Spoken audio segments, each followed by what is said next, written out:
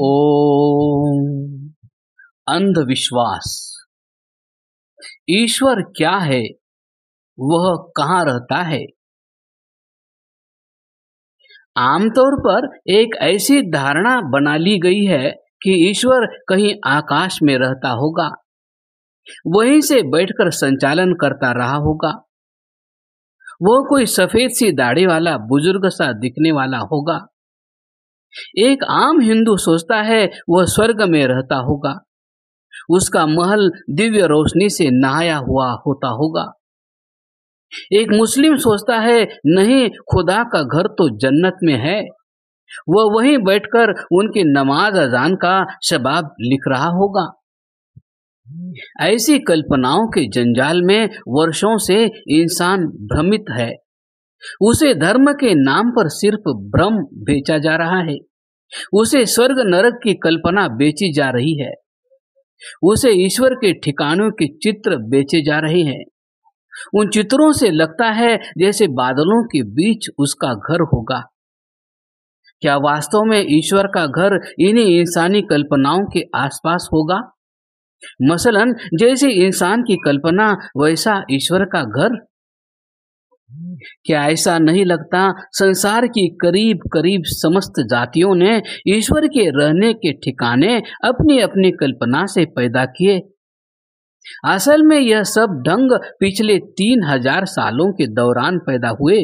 इससे पहले ईश्वर था पर उसके चित्र नहीं थे, मस्जिद नहीं थी, मूर्तियां नहीं थी। ईश्वर की स्तुति, आराधना, उपासना थी।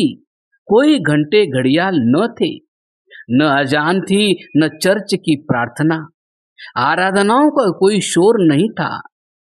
तब इंसान मौन अवस्था में ध्यान में जाकर अंतस में गहरे उतरता, ईश्वर के मिलन के आनंद का अनुभव करता।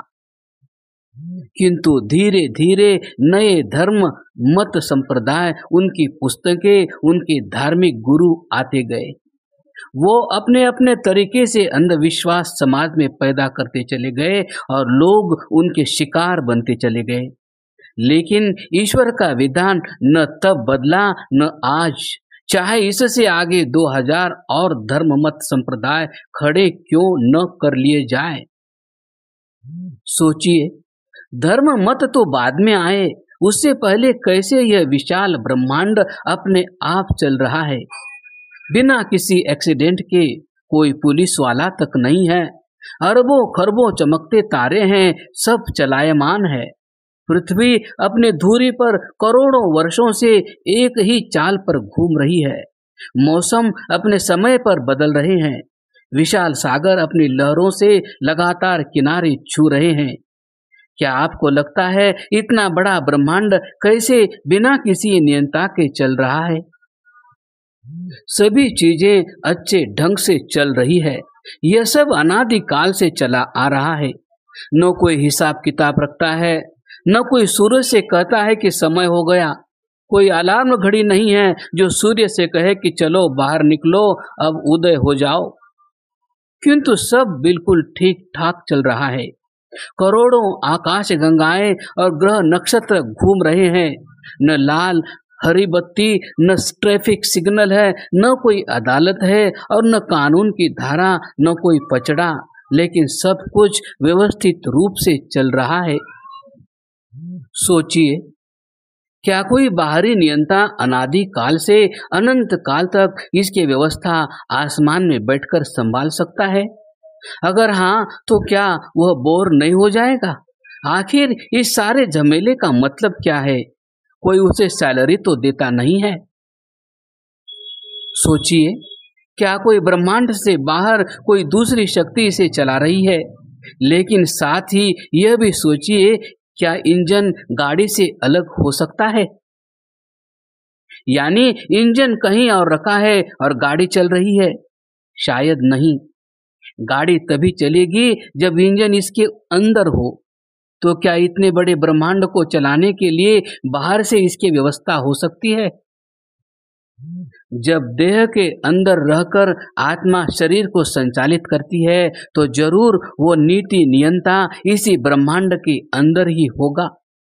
इसलिए यजुर्वेद में कहा गया है कि जो कण कण में विद्यमान है, जो निराकार है, जो सर्वव्यापक है, जो अनादि है, जो अनंत अजन्मा है, वही परमात्मा है।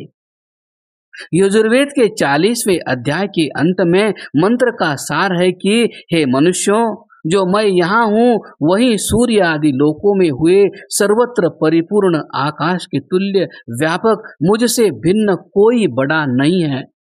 मैं ही सबसे बड़ा हूँ, मैं ही सबसे सूक्ष्म, मैं यहाँ भी हूँ वहां भी हूँ।